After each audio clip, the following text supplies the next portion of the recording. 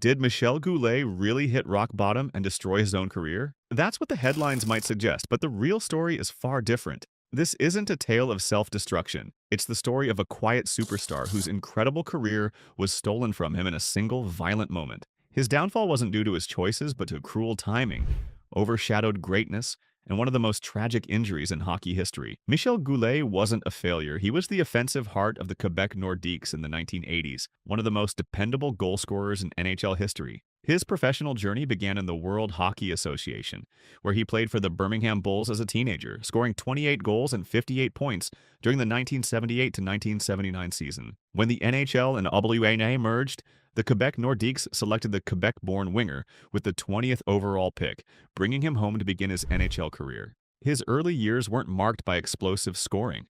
Instead, Goulet focused on becoming a complete player, concentrating on his defensive responsibilities and team play. He scored 22 goals in his rookie season and 32 in his second year. This was a craftsman honing his skills, building the foundation for remarkable consistency that would define his prime. By 1981-82, Goulet had blossomed into one of the league's premier offensive threats. He became the centerpiece of a potent Nordiques team, forming a dynamic partnership with the legendary Stastny brothers, Peter, Anton, and Marian, who had defected from Czechoslovakia. This combination transformed Quebec into one of the most exciting offensive teams in the league, and Goulet was its most reliable goal scorer. From 1981 through 1988, Goulet embarked on a run of offensive production that stands among the best of any era. The numbers tell the story of sustained excellence: 10 consecutive seasons scoring 30 or more goals, 7 consecutive seasons scoring 40 or more goals, and 4 consecutive seasons scoring 50 or more goals from 1982 to 1986. He also recorded 4 seasons with over 100 points,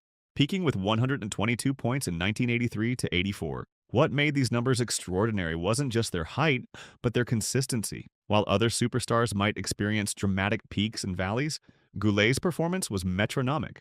His goal totals during his 7-year peak never dipped below 42, hovering between 42 and his career high of 57. This relentless consistency spoke to a player who brought elite-level performance every single night. If you're enjoying this story of one of hockey's most underrated legends, make sure to hit that subscribe button and ring the notification bell. We've got plenty more incredible hockey stories coming your way. Goulet's accomplishments weren't achieved in isolation. He was the offensive engine for a Nordiques team that was a legitimate contender. During his tenure, Quebec made 2 deep playoff runs, reaching the conference finals in both 1982 and 1985. These playoff appearances proved that Goulet wasn't just compiling statistics on a struggling team. He was a leader on a competitive club. His excellence was recognized throughout the hockey world. He was selected to play in 5 consecutive NHL All-Star games from 1983 to 1988 and was named to the NHL's first or second All-Star team 5 times. For over half a decade, Michel Goulet was one of the 2 best left wingers in the entire National Hockey League. But here's where Goulet's story takes a complex turn. In any other era, his sustained production would have made him a perennial headliner. In the 1980s, however, his remarkable feats were performed in the blinding light of Wayne Gretzky and later Mario Lemieux. This wasn't merely being overshadowed, it was a fundamental recalibration of what the public considered superstar performance. Gretzky's statistics were so unprecedented that they dwarfed elite performances. In 1983 to 84, Goulet scored 56 goals, a total that would lead the league in many seasons. That year, he finished second, a distant 31 goals behind Gretzky's 87. Goulet's career high of 122 points was incredible, but Gretzky recorded 205 points that same season. Gretzky broke the 200-point barrier 4 times, a feat no other player accomplished even once. Between 1981 and 1987, he averaged 73 goals and 198 points per season. In this context, a 55-goal, 105-point season was relegated to the second tier. The statistical scale had been so distorted that Goulet's exceptionalism appeared merely very good in comparison. The narrative becomes more poignant when considering Goulet's role on the international stage. In best-on-best tournaments, he wasn't just a contemporary of Gretzky and Lemieux, he was their chosen linemate. This selection by Team Canada's management proves he belonged in their company. In the 1984 Canada Cup, Goulet was a key driver for the victorious Canadian team. He played on a line with Gretzky and Boston's Rick Middleton, finishing with 11 points, second only to Gretzky himself. He wasn't a passenger, and he was vital to Canada's triumph. Even more telling was his role in the legendary 1987 Canada Cup. Goulet was often the third forward on the iconic line featuring Gretzky and Lemieux.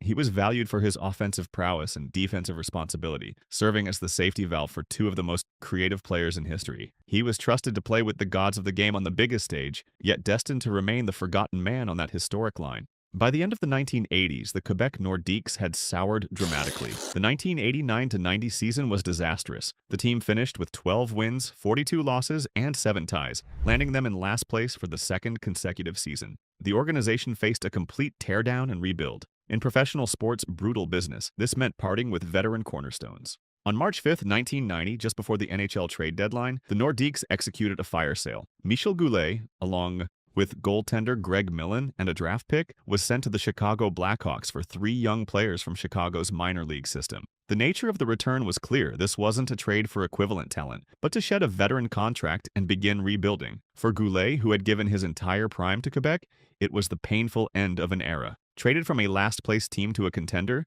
Goulet successfully transitioned to the Blackhawks. While no longer the 50-goal scorer of his youth, he adapted his game, becoming a reliable veteran presence. He scored 20 or more goals in each of his first 3 full seasons with Chicago. His tenure was marked by 2 significant milestones. He scored his 500th career NHL goal while wearing a Blackhawks jersey, testament to his longevity. More importantly, in 1992, Goulet and the Blackhawks advanced to the Stanley Cup Final, his only championship appearance. Though Chicago was swept by Mario Lemieux's Pittsburgh Penguins, the experience represented a late career peak, proving he could still contribute on one of the league's best teams. Then came March 16, 1994.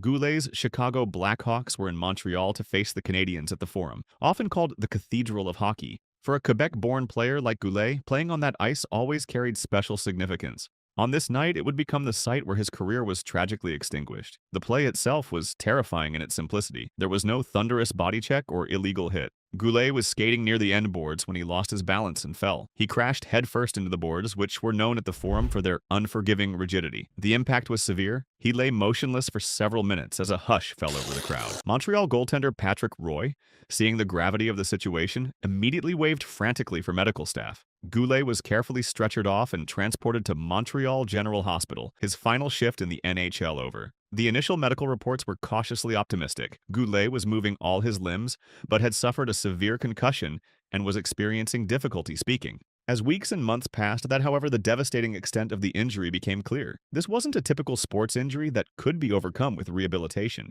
This was profound neurological trauma. Multiple accounts state that Goulet had to relearn many basic skills. His coordination was so severely affected that a return to professional hockey was impossible.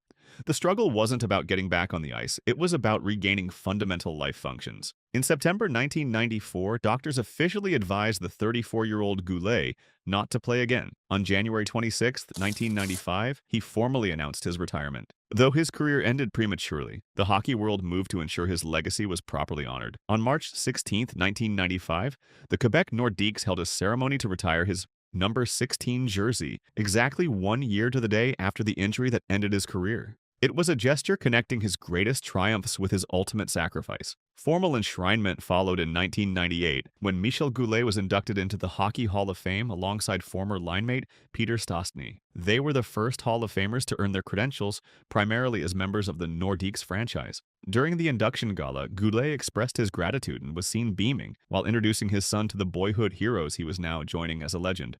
Following retirement, Goulet transitioned into hockey management, proving his understanding of the game extended beyond the ice. His most significant post-playing role brought his career full circle in a story of redemption. He was hired as director of player personnel for the Colorado Avalanche, the same franchise that, as the Nordiques, had traded him away. In this capacity, he helped build the Avalanche teams that won Stanley Cups in 1996 and 2001, finally capturing the championship that had eluded him as a player. The final chapter of Michel Goulet's story encapsulates the paradox that has defined his career. In Canada, particularly in Quebec, he remains a revered figure. Monsieur Goulet, a hero recognized everywhere he goes.